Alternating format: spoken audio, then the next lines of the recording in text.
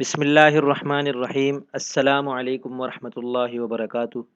میں محمد اسامہ سرسری آپ کی خدمت میں صرف و نحو آسان کورس کا 11واں سبق لے کر حاضر ہوں۔ آج ہم پڑھیں گے ضمیر منصوب منفصل۔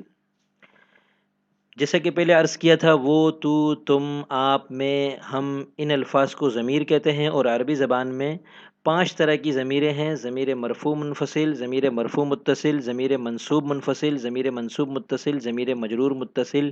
ان میں سے ہر ایک کی 14 ضمیریں ہیں اور یہ کل 70 ضمیریں ہوتی ہیں۔ ضمیر مرفوع متصل و منفصل ہم گزشتہ سبق میں پڑھ چکے ہیں۔ اس سبق میں ہم انشاءاللہ ضمیر منصوب منفصل پڑھیں گے۔ یقیناً آپ بور ہو رہے ہوں گے اور مسلسل ایک ہی جیسی چیز پڑھنا ظاہر سی بات ہے کہ طبیعت کو گوارا نہیں ہوتا۔ تاہم کیا کریں، ہم سمجھ رہے تھے معرفہ اور نکیرہ، اور پھر معرفہ کی 7 قسموں میں سے ہم نے ایک قسم پڑھی تھی ضمیر، اور ضمیر کو مکمل تفصیل کے ساتھ پیش کرنا میری ذمہ داری تھی۔ اور 70 ضمیریں ہیں، 70 میں سے ہم الحمدللہ 14 اور 14 28 ضمیریں پڑھ چکے ہیں، اور آج 14 ضمیریں مزید پڑھیں گے۔ اس کے بعد اگلے اسباق میں ہم انشاءاللہ باقی ضمیروں پڑھ کر ضمیروں کا چیپٹر مکمل ہو جائے گا۔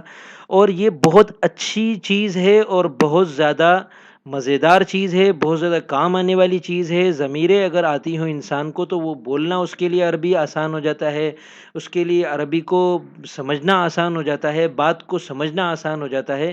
اور عربی زبان میں تو ضمائر بہت اہمیت رکھتی ہیں، کیونکہ باقی زبانوں میں صرف واحد اور جمع ہے، اور عربی زبان میں مذکر اور مؤنث کے فرق کے ساتھ ساتھ تثنیہ کی بھی ضمیریں موجود ہیں، جس سے جو عبارت ہوتی ہے عربی کی وہ انتہائی گہرائی کے ساتھ اس کو سمجھا جا سکتا ہے۔ اور آگے چل کر جب ہم اس میں اشارہ پڑھیں گے تو اس کے اندر ایک اور مزیدار چیز ہمارے سامنے آئے گی۔ تو یہ بہت اہمیت کے ساتھ لینے والی چیز ہے، ہم اس کو ہلکا نہ سمجھیں بالکل بھی۔ اب ذرا اس نقشے کو غور سے دیکھیے، اس کے اندر ہم ضمیر منصوب منفصل کو سمجھایا ہے ہم نے۔ یہ 14 ضمیریں ہیں۔ جب ہمیں کہنا ہوتا ہے اس کو، ان سب کو، تم کو، مجھ کو، تو اس کے لیے عربی زبان میں 2 طرح کی ضمیریں استعمال ہوتی ہیں، دونوں کو ضمیر منصوب کہتے ہیں۔ منصوب کیوں کہتے ہیں وہ تو چلو بات کی بات ہے، لیکن اس کو، ان کو، یہ جب کو آ رہا ہوتا ہے تو اس کے لیے ضمیر منصوب استعمال ہوتی ہے۔ اور یہ 2 ہوتی ہیں، متصل اور منفصل۔ متصل ہم بعد میں پڑھیں گے، جو فعل یا حرف کے ساتھ مل کر آتی ہے۔ آج ہم منفصل پڑھیں گے، جو کہ فعل اور حرف یا اسم کے ساتھ مل کر نہیں آتی بلکہ الگ سے استعمال ہوتی ہے۔ ایاہو، اس ایک مرد کو، ایاہما، ان 2 مردوں کو، ایاہم، ان سب مردوں کو، ایاہا، ایاہما، ایاہن، ایاکا، ایاکما، ایاکم، ایاکی، ایاکما، ایاکن، ایایا، ایانا۔ ان 14 کو اچھی طرح سمجھ لیں، اور جب آپ نے پچھلی ضمیریں دیکھی اور اس سے پہلے گردان بھی دیکھی اس کے ساتھ، اور دوسری جو 14 ضمیریں مرفوع منفصل ہم نے پڑھ لی، تو ان کو سامنے رکھ کر اب ان 14 کو سمجھنا زیادہ مشکل نہیں رہا آپ کے لیے۔ تو یہ سمجھیں، ان میں سے ہر ایک کا ترجمہ لکھا ہوا ہے، وہ ترجمہ دیکھیں۔ عورت اور مرد صرف یہ سمجھانے کے لیے لکھا ہے کہ یہ مذکر کے لیے ہے اور یہ مؤنث کے لیے، ورنہ ان الفاظ کا تعلق الفاظ سے ہوتا ہے، اور الفاظ ضروری نہیں ہے کہ کوئی عورت ہی ہو یا کوئی مادہ ہی ہو۔ الفاظ کی بھی تذکیر و تانیث ہوتی ہے، جسے ہم غیر حقیقی تذکیر و تانیث کہتے ہیں۔ تو ان میں بھی اگر کوئی لفظ ایسا ہے جس کا نر مادہ یا انسان میں مرد و عورتوں سے کوئی تعلق نہیں ہے، لیکن اس کے آخر میں گول تا ہے اور وہ مؤنث ہے، تو اس کے لیے بھی یہاں مؤنث کی ضمیر ہی استعمال ہوگی۔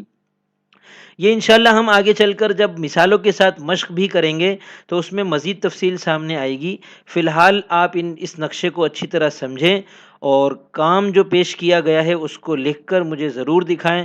اور آج کا کام یہ ہے کہ ہم نے کچھ مصادر سے ماضی مطلق کا پہلا صیغہ لکھ کر دیا ہے: فتح، اس نے کھولا، نصر، مدد کی، اخذ، لیا، بصر، دیکھا، سمع، سنا، قرأ، پڑھا، اکلا، کھایا، شربا، پیا، طبخ، پکایا، ضربا، مارا۔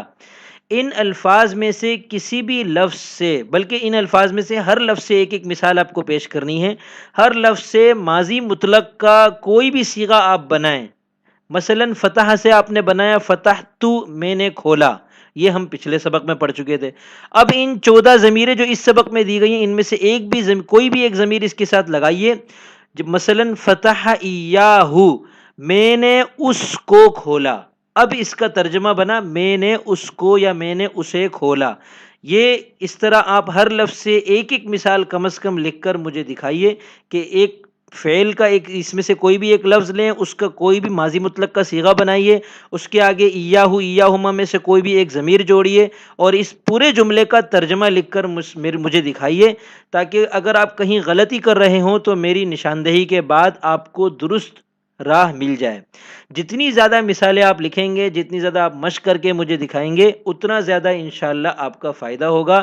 اور ایسا بھی نہیں ہے کہ کہا جا رہا ہو کہ بھائی زیادہ تنگ مت کرو اور زیادہ مثالیں بار بار ہمیں نہ دکھاؤ.